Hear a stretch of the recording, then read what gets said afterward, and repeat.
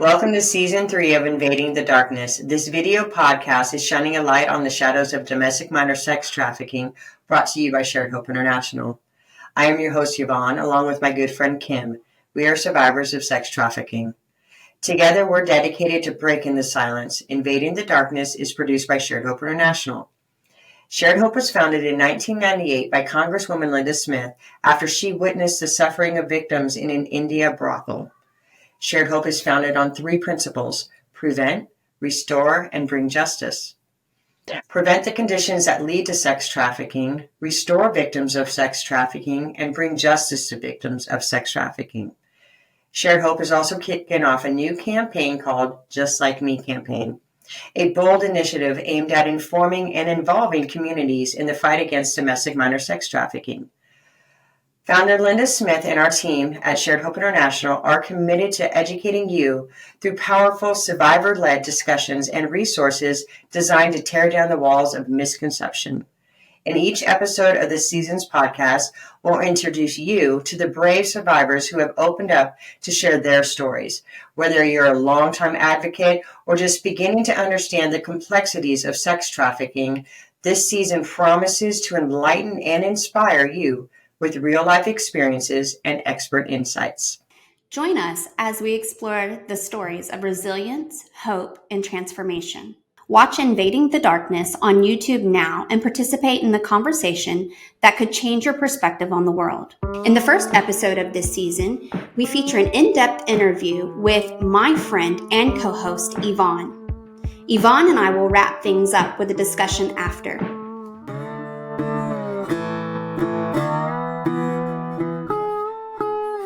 From 5 to 7, I was in child porn, and I remember 7 years old was the first time I ran away. And I'm in the streets of Seattle, this little girl with a suitcase, and the suitcase getting heavier and heavier. And I remember unloading pieces of clothing here and there because I wanted to be effective in running away, but my suitcase was heavy. I ran to a teacher's house. I just happened to know that that's where she lived, and she was beside herself because here I am 7 years old and I'm knocking on her door, and I ran away. And she had called law enforcement and they took me home, and I remember a CPS worker had come and questioned me in front of my mom. And so I couldn't answer correctly or honestly because I didn't want to hurt my mom's feelings. And so I remember, just looking back now, I remember that probably could have been handled differently. Even law enforcement, the cops bringing me home was intimidating because they wanted to do the whole tough love thing, or Scared Straight. Most people remember that program. And I just remember being in trouble for trying to stay out of trouble. And so there was definitely signs. There's no way there wasn't signs. We didn't have friends over. We didn't go places. I was very introverted, very, no friends at school. I was the outcast and the misfit without being the outcast and misfit. I didn't belong. I was out of place. And so there's definitely signs there that teachers could have seen, that even doctor's appointments, there wasn't a lot of care. So when I did go in, it was urgent. And there just should have been better screening, I guess you could say. Obviously, that was years ago. And I do know that things have gotten better, but they still need to get better. And so I did try my best to explain the abuse that he did to me, but I didn't know how to explain the other men, because even at 11 years old, I knew what whore meant. I knew what, how bad of a girl I was. I knew that nobody was going to protect me or believe me because I'm sexually active,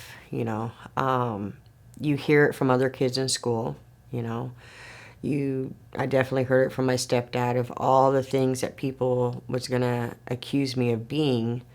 And so it was just, it was hard because I didn't want anybody to call me names or think I was something else. And so I became more angry. I lashed out more in anger. I was, there's so many types of people in the world, but there's defense mechanisms. And a lot of people, it's the class clown. That's their defense mechanism. Or a defense mechanism could be laughing when there's a serious situation going on. That's just their defense mechanism. Mine was anger, because I wore a shield of anger with pride, because I was in control. I was the boss. Nobody was going to mess with me. And so that's where my anger protected me and guarded me. And it was my safety in order to have control of my environment. In all my different years of in and out of trafficking, when I first met Linda, when she explained what trafficking was, there was finally a why, and there was an answer to what happened to me. And it actually helped healing in a way, because I no longer had to wear the badge of honor of anger. Living a lifestyle that I lived with drugs and addiction and the street life, you have a persona about yourself. So you're automatically stuck on autopilot in order to get through the game, to get through the day, to get through whatever John is using you. You have this autopilot, this go-to. It's almost like a different personality. It is your defense mechanism. But you do whatever you can to survive through whatever circumstances you are in. It's not just survivors that do that, but people in general will do that. They will do whatever it takes to survive. And so being in a survivor mode, right, you act a certain way, you talk a certain way, you dress a certain way. You literally are a puppet, and you get stuck on autopilot to continue to act that way because of the manipulation, the coercion, the sweet talking, the grooming, the abuse. And you learn how to navigate through those experiences in order to safeguard and protect yourself. I was 13 turning 14 when I got pregnant, and I was 14 turning 15 years old when I gave birth to him in a basement. So when I was found in Las Vegas, states away, they took my son and put him in a foster to adopt home. He was adopted, but it was a good long process for my brain to catch up that, hey, I'm not going to be able to raise him. I had no support. I had no other people that wanted to invest their time in a troubled teenager with a child. And so I did make the sacrificial choice to adopt him out. And to know and later on meet other survivors that endured the same, and dare I say trauma, that here is your child that you can love, and they're going to love you back unconditionally. And to have them ripped from you and to say that you're a bad person, it's heart-wrenching. But I've also met other survivors that have been reunified with their children later on in life, myself included. My son was 17 years old when he found me on LinkedIn. And he called Shared Hope International, and I was working the front desk. I was in, I want to say I had graduated the WIN program by that point. And I remember law enforcement had come in because they were going to meet with Linda. So the whole front lobby was filled with people, you know. And I remember tucking my face, and here's this young man's voice asking questions. Hey, did you grow up here? Hey, did you do this? Hey, this. And the only person that would be asking that question would be my son looking for me. And I said, hey, I am your mom. There are still girls like me that are incarcerated. They don't have a future. At least they've lost hope of even having a future. My last time in prison, I was pregnant with my oldest daughter. And by then, that would be my fourth time in prison. I had a revolving door. And I was early 20s, of course. And the lifers had raised me at this point. And I remember going in there pregnant and making the decision that I didn't want to be like every other woman I knew that picked drugs over their baby. I didn't want to lose my daughter like I lost my son. I was also an adult by this point, so I can make choices. I can have a job. I can do whatever it took. Because by this point, I've already done whatever it took to survive. So I can do whatever it takes to make sure that I won't lose my daughter. And the lifers on the lifers in the prison also made the decision to not have a relationship with me. I changed my walk, my talk, my vocabulary, and they wanted me to be a mother because they couldn't even be a mother themselves. They were locked up for life. There were multiple women looking back that were trafficked, and they have no idea. They just thought they were living the life of, streets and having pimps and being a hoe. And it's just the language now even makes me sick because that's not who they are. They're real people. I just want to see every victim that is incarcerated released. That's girls and boys that are now men and women. I want to see every victim before they even hit a sentencing to be restored and not incarcerated, no criminal record. I still live with the fact that I can't volunteer at my kids' school because I have a record. There are still things that I can't do in life because I have a record, but that doesn't stop me from being the amazing person I know I can be and doing the amazing things that I know God's called me to do, because there's freedom in that. So I do have a choice. I can choose to feel, oh, poor me, I can't do anything. Or I can choose to say, okay, what can I do and how can I do that well, and move forward in that direction. So that's the true definition of overcomer. So Yvonne, could you tell us a little bit about how you persevered and how you're moving forward on your healing journey? Yeah. So when I first got released from prison, my first goal was just to continue to be a healthy person and also to be a great mother. I had my oldest daughter, and then I was also pregnant, and so I just wanted to break the cycle. I was told that I was a statistics that didn't exist. And so what that means is I jumped through hoops and did everything I could to be normal in society. But somewhere along the way, I met Linda Smith and Shared Hope International, and I went into their WIN program.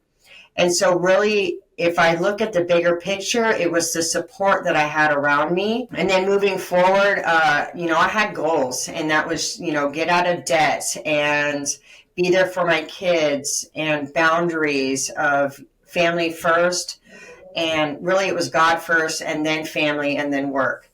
And that's the one thing that I've always appreciated about Shared Hope is they understand that I needed to be, raising my daughters. And so there were definitely milestones that my daughters were certain ages where it was during my trafficking, during worst times. And so I had to take a step back and spend extra care being a mother. No matter what I did, I always used my voice because I felt that my voice is what was going to create change, not just for me, but for those around me, to be an example, to be a shining light. And so how I lived outside is also how I lived inside. And so I was always very vulnerable, transparent, authentic. And I think being a survivor, that's important because I wanted to be an overcomer. So how do I do that? Yeah. I live like an overcomer. So. Yeah, absolutely. I think I can relate with you in a lot of ways. There were so many things that you mentioned, Yvonne, that I share that same experience. After being trafficked for all those years and feeling alone and just not understanding how I was going to really rehabilitate and start over again, right? I had known nothing different, but something I resonated with that you stated was I wanted to be a good mom to my kids. I didn't know what motherhood looked like. I didn't have a great example myself, but I knew that I wanted to be everything to them that I never had myself. And so from that moment forward, I started putting one foot in front of the other, and I did everything that I had to do to get healthy for those little girls and to ensure that I didn't lose them to the state. And so it literally was just a journey. And something else that also stood out that you said was the support system that was wrapped around me. It was phenomenal. So without that, I don't think I would be where I'm at today. I would not be healthy. I would not be probably on the path and the journey that I'm on, to be quite frank and true with you. There's just so many different aspects that I think about. If I did not have my church community and my supporters and people that would pour into my life and take the time to stand in the gap for me when I couldn't stand up myself, I truly don't think that I would have made it this far, and I wouldn't have been able to even dream about where I could go in the future. And so I know, being a survivor myself, like, that support group is one of the absolutely most crucial pieces in our healing journey, is just having somebody to walk alongside you in life. And like you said, Yvonne, I mean, somebody to be able to correct you, and somebody that can love you, and somebody that can, stand in the gap for you and just show you all the life skills that you never had the opportunity to learn. There was just so much that I didn't know and that I'm still learning today, even as I'm trying to continue to thrive and reach, the opportunities that I want to succeed in and things like that. So yeah, I know that we all are on this healing journey together, and that's just it. We just have to have great support groups around us to truly reach our full potential. I can't reiterate that enough to the community, just how much that is needed. We have to be able to be there for one another. So yeah, thanks for sharing your perspective. That's really great, Yvonne. Well, thank you. One thing I also want to share, just to encourage others, is it's not just Kim and myself that have persevered, thrived, lived a full life. There's a lot of other survivors I know that are killing it in the world. They are speakers, advocates. They're just 9-to-5 working mothers, even fathers. There's men and women that I know that are very successful because they're not who they were. They are who they are, whether that's who they are in Christ or not. They have decided to take a step forward and move and help the next one. And so that's something that really encourages me as well, is being around other survivors that are making it, even have a light shine on that part. They just think victim, and they're in jail or just getting out of jail, or they're fighting addiction, or they're still in addiction, but they don't see the healing side of it, that they're real people and they're succeeding in life. And so we're hoping that these podcasts will also shine light on that, and not just the process, but the after effects of what healing looks like and what being a voice is, because we're all heard, and we're going to be heard and continue to be heard. Yeah. Which brings me to next week, we have a great interview with Robert as he shares his life experiences. Please subscribe and visit the Just Like Me website found in the links below, as well as Invading the Darkness site, which you can find at sharedhopeinternational.org. Until next week, I am Yvonne. And I am Kim. Thanks.